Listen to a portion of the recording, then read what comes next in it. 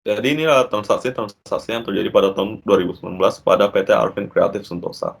Lalu berikut merupakan beginning balance dari PT Arvin Creative Sentosa. Beginning balance merupakan saldo awal. Lalu berikut merupakan jurnal-jurnal atau jurnal umum pada PT Arvin Creative Sentosa. Jurnal umum berisi mengenai transaksi-transaksi yang terjadi pada suatu periode yang masih berjalan pada perusahaan tersebut. Lalu selanjutnya adjustment journal atau jurnal penyesuaian.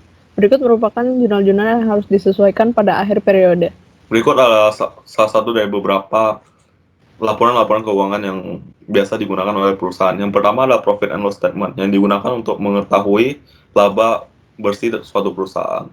Kemudian yang selanjutnya adalah laporan perubahan modal yang menggunakan laba dari laporan sebelumnya untuk menentukan seberapa banyak modal akhir suatu perusahaannya. Dan yang selanjutnya adalah neraca saldo, laporan neraca yang digunakan untuk mengetahui akun-akun aset dan liabilitas dan ekuitas dari suatu perusahaan. Dan selanjutnya adalah closing journal. Closing journal adalah jurnal penutup yang digunakan untuk menutup akun-akun temporal seperti pendapatan, beban, dan price. Dan yang terakhir adalah worksheet. Worksheet biasanya merupakan rekapan dari transaksi-transaksi sebelumnya seperti beginning balance sampai closing journal. Zaman investor menggunakan rasio keuangan untuk melihat apakah perusahaan itu investasi yang bagus atau tidak. Manajemen menggunakan rasio keuangan untuk menentukan seberapa baik kinerja perusahaan untuk mengevaluasi kemana perusahaan dapat memperbaiki diri.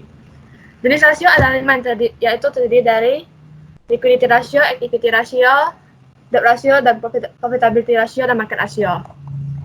Liquidity ratio terdiri dari current ratio, operating cash flow ratio. Activity ratio terdiri dari current asset turnover, receivable turnover ratio, average collecting period, inventory turnover, dan average age of inventory. Total asset turnover, dan average payment period. Debt ratio terdiri dari debt ratio dan debt to equity ratio. Profitability ratio terdiri dari gross profit margin, operating profit margin, net profit margin, ROA dan ROE. Market ratio terdiri dari price or earning ratio, market or book ratio, sama EPS dan dividend yield. Di sini saya akan menjelaskan tentang time value of money. Nah, bank yang kita gunakan itu adalah bank niaga. Nah, di sini saya kira-kira mau menabung 12 juta ya dalam 6 tahun ini. Lalu interest rate yang kita punya adalah itu 5,25%. Lalu di sini kita menggunakan rumus manual ya. Lalu kita di sini FP-kan setiap periodenya. Lalu dapatlah hasilnya itu 16 juta lebih. Nah, di sini kita bisa menggunakan dua rumus, yaitu yang pertama ini adalah rumus buku, lalu yang kedua ini adalah rumus function Excel.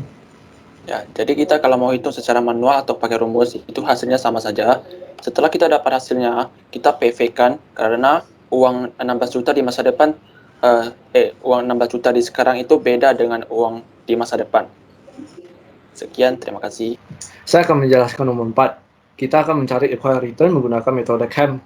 CAM adalah Capital Asset Pricing Model. Ini rumusnya, ini pengertiannya. Risk-free rate itu bisa dapat dari internet, sumbernya dari Bank Sentral Republik Indonesia. Beta sama RM kita cari secara manual, tapi kita harus mengetahui data historik. Dan ini dapat dari internet, ini kita cari manual. Cara hitung RM kita ada dua, aritmatika sama geometrik. Kita menggunakan geometrik karena lebih dekat dengan yang asli. Dan cara perhitungan beta adalah dengan slope. Kalau kita udah dapat semua diketahuinya, kita bisa menjawab ini caranya, ini jawabannya 14,81%. Halo. Selanjutnya stock valuation yang akan dijelaskan oleh saya. Nah, di sini contoh saham yang kita ambil adalah PPRI. Ini merupakan rumus stock valuation metode discounted cash flow atau DCF secara keseluruhan. Yang jika dijabarkan dalam bentuk Excel akan seperti ini. Nah, jadi inti dari stock valuation itu adalah kita menghitung nilai intrinsik sekarang dari semua future cash flow yang diperkirakan di masa depan. Kemudian kita bisa menggunakan nilai intrinsik itu untuk bahan pertimbangan untuk membeli saham. Perlu diingat karena ini stock valuation hanya berupa perkiraan, jadi kita tidak cukup hanya menggunakan ini sebagai bahan pertimbangan kita untuk membeli saham. Kita harus mempertimbangkan juga yang lain seperti analisis fundamental, analisis teknikal, permintaan atau penawaran, dan lain-lainnya. Cara cari kupon, yaitu pertama par value kali coupon rate yang semi annually 4,13%. Hasilnya 4.125.000. Yang kedua, cara cari present value X period. Yang pertama itu rumusnya itu kupon tahun pertama per 1 tambah market interest pangkat tahun pertama. Kalau mau cari tahun berikutnya gitu juga, pangkat tahunnya gitu. Kemudian pada tahun yang ke-16, yang ini tahun ke-16 itu ini per value-nya yang 100.000 juta dikali dengan coupon rate semi-annually yang 4,13% ini. Kemudian ditambah lagi 100 juta yang ini. Kemudian bond value itu jumlah dari present value each period dari tahun ke-1 sampai tahun ke-16. Kemudian perbedaan coupon rate sama market interest adalah kalau coupon rate itu adalah kupon obligasi yang kita beli. Kalau market interest rate itu adalah kupon obligasi yang nggak kita beli, tapi udah diterbitkan di pasar kayak udah official gitu. Selanjutnya, millennial investing akan dijelaskan oleh saya. Nah, di sini saya ada ambil beberapa instrumen investasi yang paling cocok, yang paling terkenal untuk generasi sekarang, seperti deposito, obligasi, emas, atau saham. Jadi, menurut saya, instrumen investasi yang paling cocok untuk generasi sekarang adalah saham.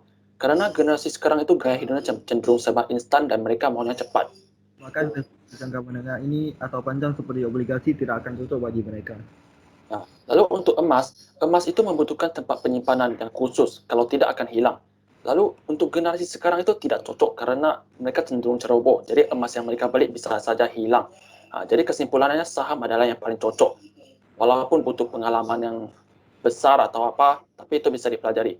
Tapi secara pribadi saya tetap menyarankan untuk dibagi seperti 60% obligasi, 40% saham. Jadi kita bisa diversifikasi risiko. Seperti kata terkenal dari investor legendaris Warren Buffett, don't put all your egg in a basket. Terima kasih.